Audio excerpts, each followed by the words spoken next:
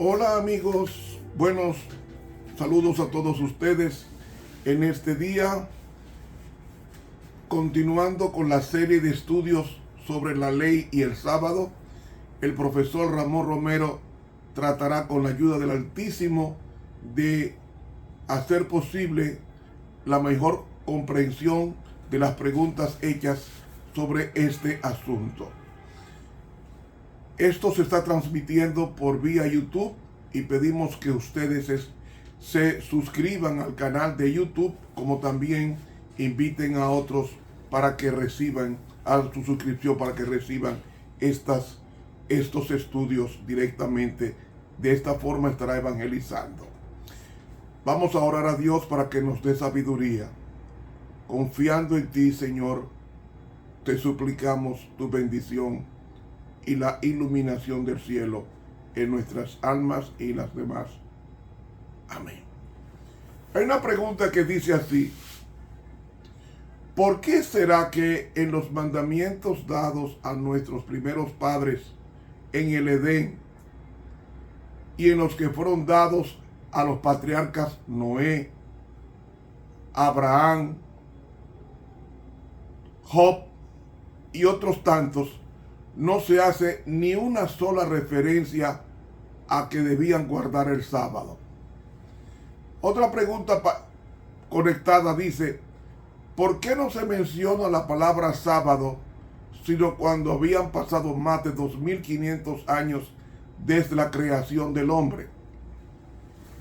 Si lo que ustedes que guardan el sábado fuese cierto, ¿no se había de hacer referencia al deber de guardar el sábado muchas veces antes del capítulo 16 de Éxodo, que habla sobre el sábado? Realmente aquí vemos tres preguntas. Así que pasemos por tanto a analizar cada una por parte con la ayuda de la palabra de Dios. La primera de estas asegura que el sábado no se menciona en las instrucciones dadas a Adán y a Eva y a sus descendientes.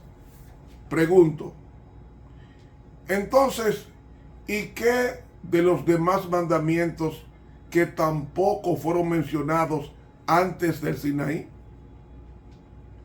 Por ejemplo, en la Biblia no se menciona el mandamiento de no hacer imágenes, sino hasta que ésta se prohíbe en Éxodo 20 del 3 al 6, es decir, 2500 años después. Ahora pregunto, ¿significa esto que los patriarcas no sabían que era incorrecto adorar ídolos?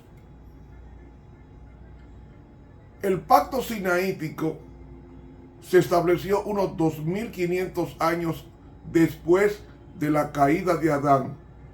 Pregunto, ¿hemos de creer que durante esos 25 siglos de historia los hijos de Dios tenían libertad para adorar ídolos? Piénselo.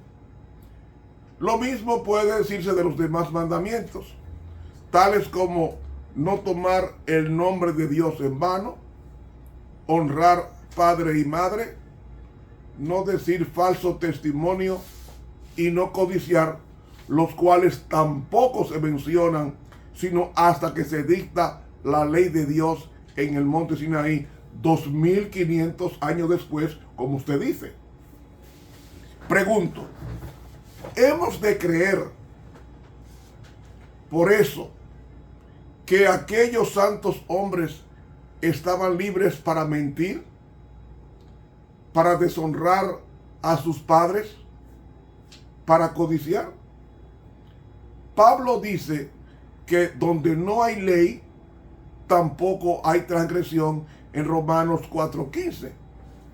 Por eso, si los patriarcas no tenían la ley, entonces estaban libres de todas esas obligaciones, ¿o no?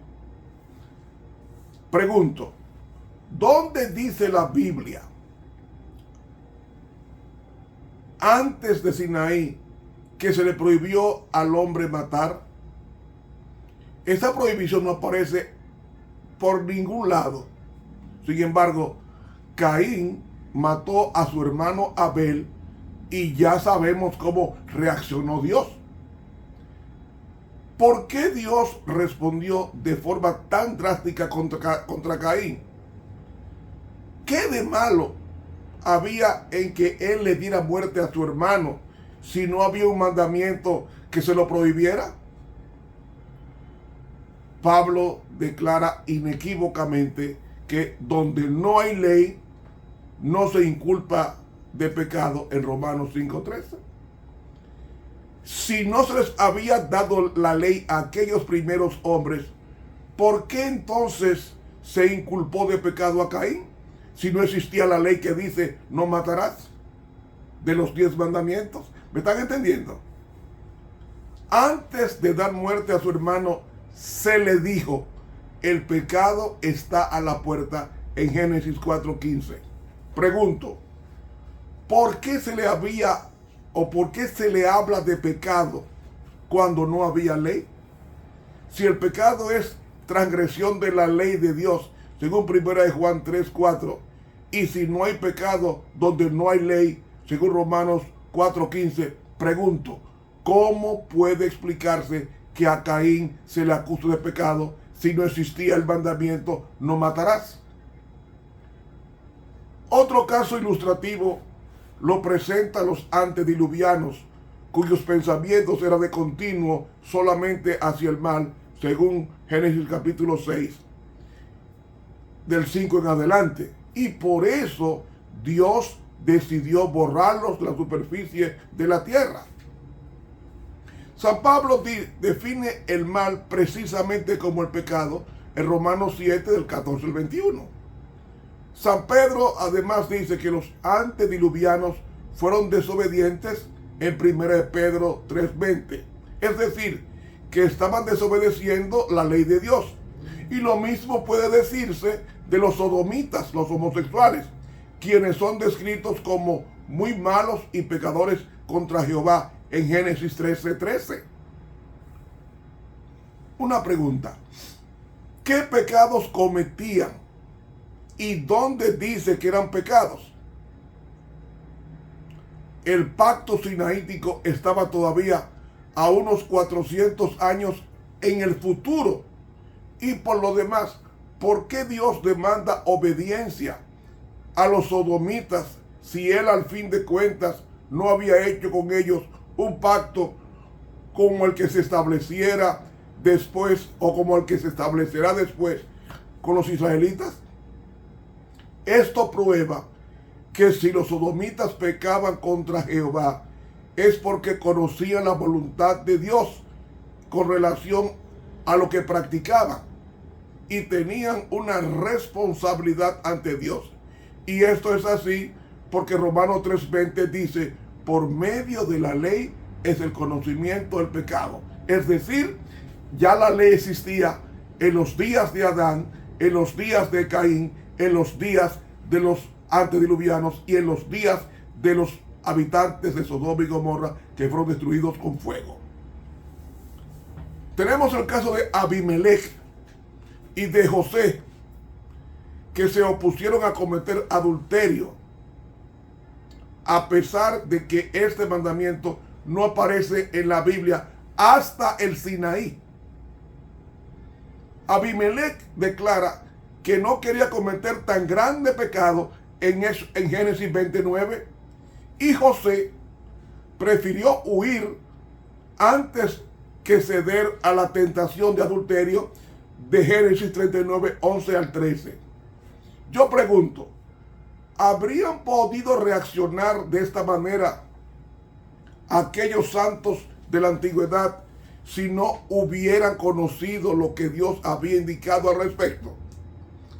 Esto prueba que de hecho Abimelech y José conocían la ley de Dios y por eso procuraban no descartarla, a pesar de que aún no se habían recibido las tablas de la ley.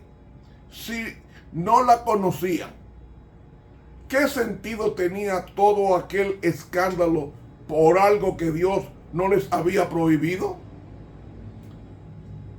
Enoc séptimo desde Adán, testifica que los hombres de su tiempo eran pecadores impíos en Judas 15, lo que comprueba que 18 siglos antes de Moisés, los hombres conocían la ley de Dios y la transgredían a voluntad. Pero, ¿cómo es que los hombres conocían los mandamientos de Dios si estos aún no se habían escrito? En esto nos ayuda el justo Job, quien pasó su prueba aproximadamente hacia el año 1613, es decir, un siglo antes de que existiera el Éxodo. Y él nos dice en Job 22:22, recibe la ley de su boca, pon sus preceptos en tu corazón. Versión Nácar Colunga. Esto quiere decir que Dios había expresado su voluntad oralmente y así se había transmitido a todos los hombres. Job, quien no era judío y vivió antes del Éxodo, declara conocer los mandamientos de Dios. Pregunto, ¿cuántas son mis iniquidades y pecados? Dice Job, hazme entender mi transgresión y mi pecado. Job 13:23. Ya él conocía lo que era el pecado, y no se conoce lo que era el pecado sino a través de la ley, porque sin ley no hay conocimiento del pecado, dice el apóstol Pablo. Además, Job enumera varios pecados que sabe que violaban la ley de Dios. Por ejemplo, condenó el asesinato antes de la promulgación de la ley en el Sinaí, en Job 24:14. Condenó el adulterio en Job 24:15 y en Job 31:9. Condenó la codicia en Job 31:1 y 9. Habló del falso testimonio en Job 31:5. Del robo en Job 27:8 y Job 31:7. Habló de la idolatría en Job 31:26. Y aunque solo menciona 6 de los 10 mandamientos, pregunto, ¿significa eso que él desatendía los otros mandamientos? No, porque él declara, nunca me separé del mandamiento de sus labios, sino que guardé las palabras de su boca más que mi comida. Job 23:12. Hermanos,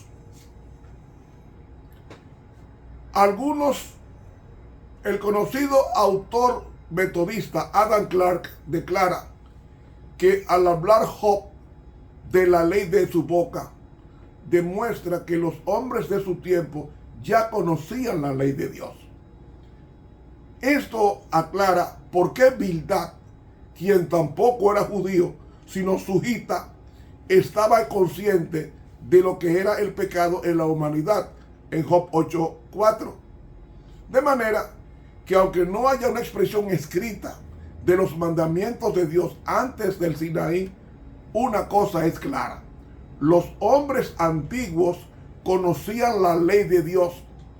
Ahora bien, si conocían la ley de Dios, no significa eso que conocían el día que fue declarado santo, es decir, apartado para el servicio de Dios. Eso está diciendo un metodista conocido como Adam Clarke, tremendo comentarista. Y al respecto, un comentarista anglicano llamado A.R. Fawcett dijo que no era otra cosa que anglicano. Dice este comentarista lo siguiente: algunos concluyen del silencio en relación con su observancia por los patriarcas que en realidad no se había dado ninguna ordenanza sabática antes de la ley sinaítica, y que Génesis 2:3 no es histórico sino anticipatorio. Pero este versículo es parte de la historia de la creación, el mismo trasfondo de la narración inspirada de Moisés. La historia de los patriarcas durante 2500 años, comprimida en el pequeño compás del Génesis necesariamente omite muchos detalles que él da por sobreentendidos, como la observancia del sábado. Eso dijo Fawcett, comentarista anglicano. Y mucha razón tiene Fawcett en eso, de las conclusiones precipitadas que algunos sacan del silencio del Génesis. Por ejemplo, ¿dónde hay una orden en Génesis sobre los sacrificios de animales? En ninguna parte. Sin embargo, vemos que Adán y Eva fueron vestidos con túnicas de pieles en Génesis 3:21. Y si fueron vestidos de túnicas de pieles por Dios, obviamente esto provino de animales sacrificados. ¿Aló? ¿Me está escuchando? Además, vemos a Abel ofreciendo a Jehová una ofrenda de los primogénitos de sus ovejas y de la grasa de ellos en Génesis 4:4. ¿Dónde está la orden de los sacrificios? No aparece en el relato. Entonces habrá de concluirse que nunca se dio tal indicación en ninguna manera. Así tampoco puede concluirse que Dios no reveló su voluntad a los primeros humanos, tan solo porque en el relato no se registra tal indicación. El renombrado teólogo calvinista y catedrático de la Universidad de Princeton, George Hodge, que vivió entre 1797 y 1878, dedica una porción de su teología sistemática a demostrar la perpetuidad del sábado. Para su tiempo, había teólogos que enseñaban que el sábado era una institución judía y por tanto no obligaba a los cristianos. Al respecto, Hodge dijo: la obligación original y universal de la ley del sábado puede inferirse de su lugar en el Decálogo.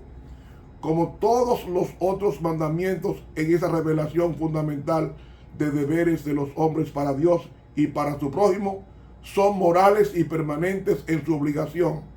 Sería incongruente e innatural que el cuarto fuera una solitaria excepción. No debe decirse correctamente que si el mandamiento no robarás está vigente todavía, todo el código de la ley mosaica también lo está. El cuarto mandamiento es leído en todas las iglesias cristianas cada vez que se lee el Decálogo, y a la gente se le enseña a decir: Señor, ten misericordia de nosotros e inclina nuestros corazones para guardar esta ley.